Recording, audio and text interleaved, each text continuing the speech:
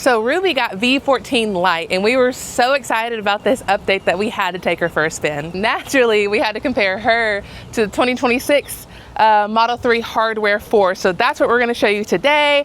The good, maybe some bad, but the comparison of both of these rides. Let's get into it.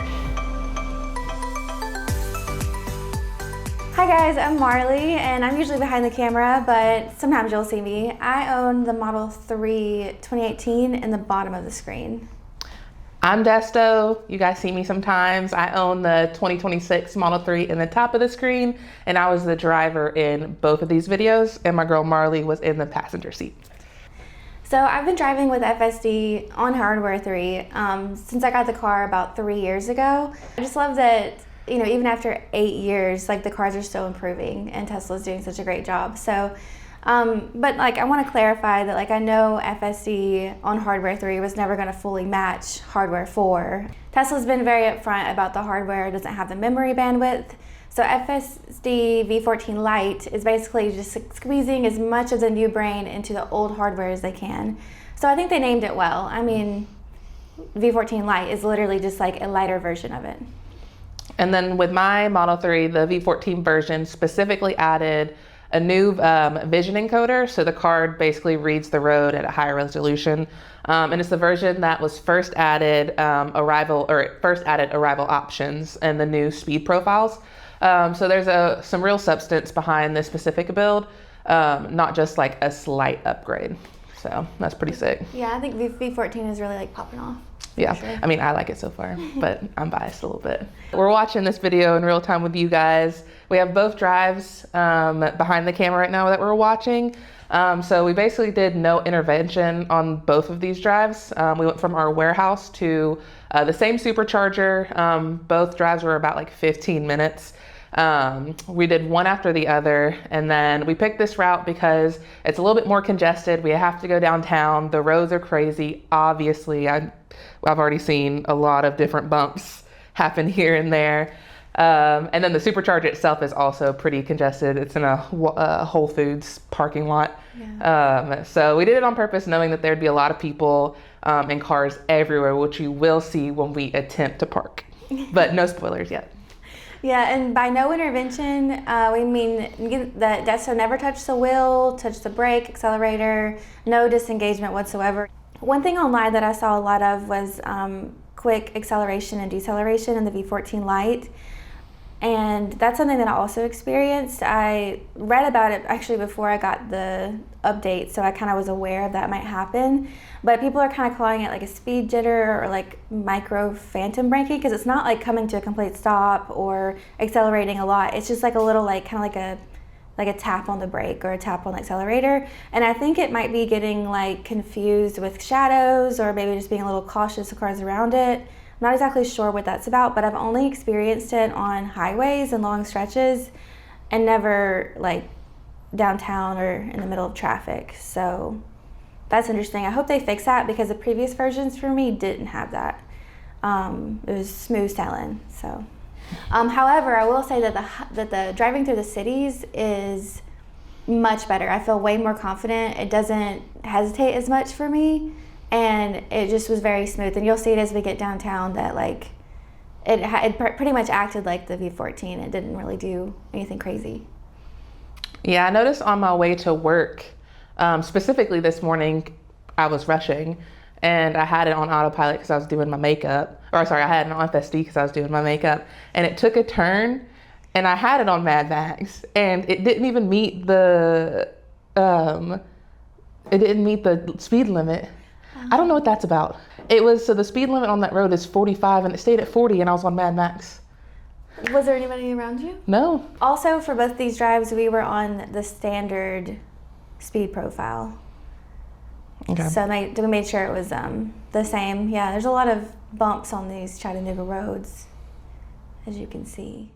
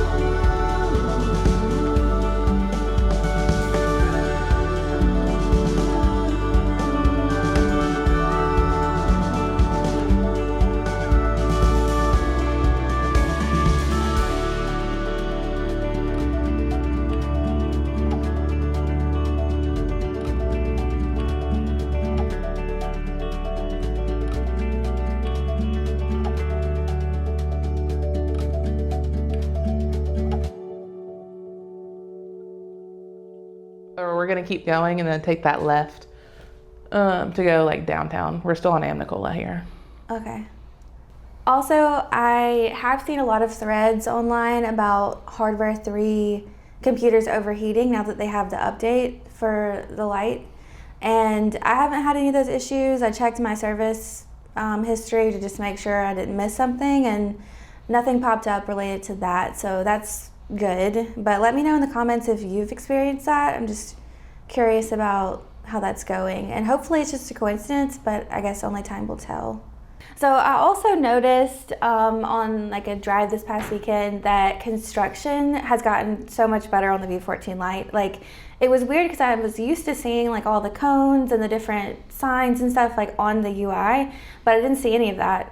It was actually just like it had like cones on the side for me to get in the left lane, and then the car actually passed all the cones and then smoothly got over and then merged and exited. So that was really cool to see, and I was kind of worried because I was like, it doesn't see it on the screen. How's it going to do it? I actually have some footage that I'll share of that, but that was really cool.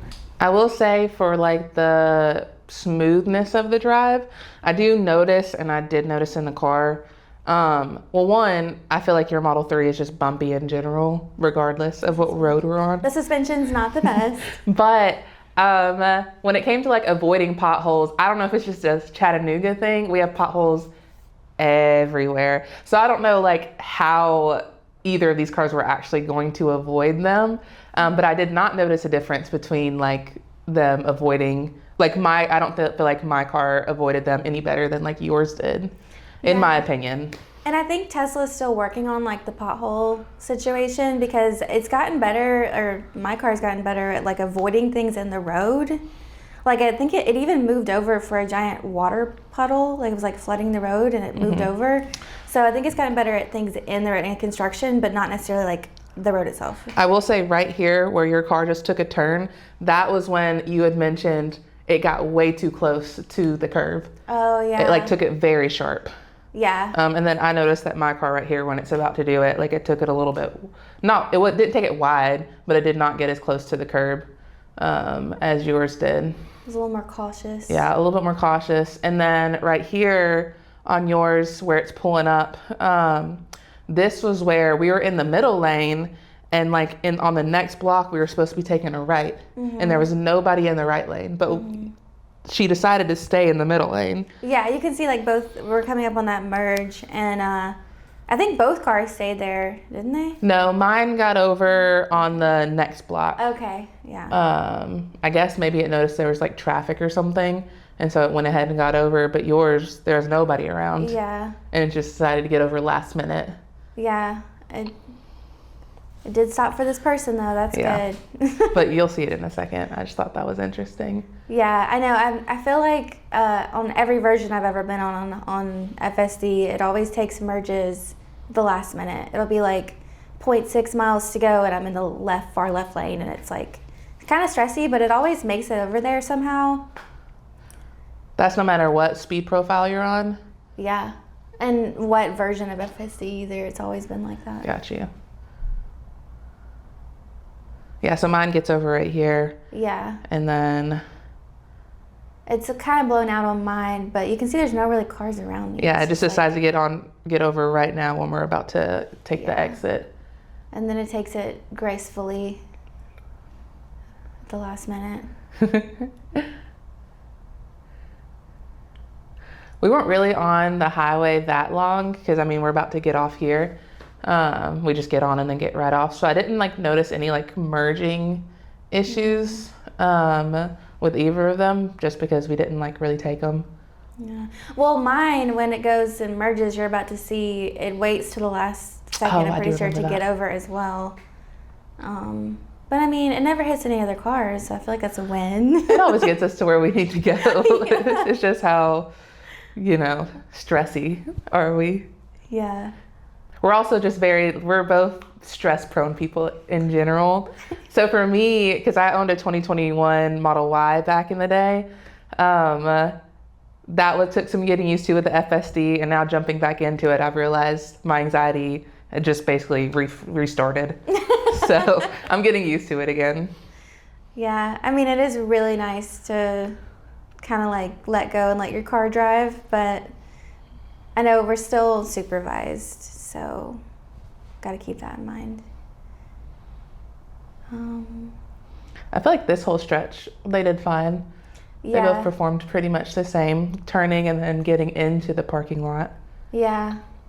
And it's funny when Ruby's on the bottom, Judy's on the top. So when Ruby drives, it always comes to a complete stop. There's no rolling stops ever, and it's so funny because I'm usually in a hurry. Are we almost there? Yeah, we're about to turn into the parking lot right here.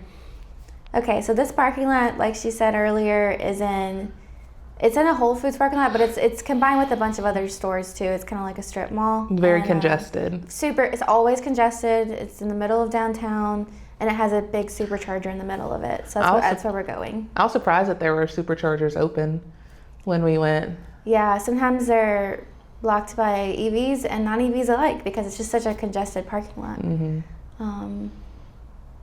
But yeah, okay, so right now you can see on the bottom, Ruby decides... Oh, is this where she decides to park? I think so. Okay. So yeah, so we're turning in now. You can see we're waiting on somebody. That's why she stopped. We're waiting on people to go. Both cars are stopped right now because we're waiting on stuff. I will say this was the biggest difference that I noticed. Mm-hmm. And I don't know if we could replicate it if we wanted to. But this was a crazy experience in Ruby, I will say. So I actually, this past weekend, went on like a 4-hour round trip kind of thing.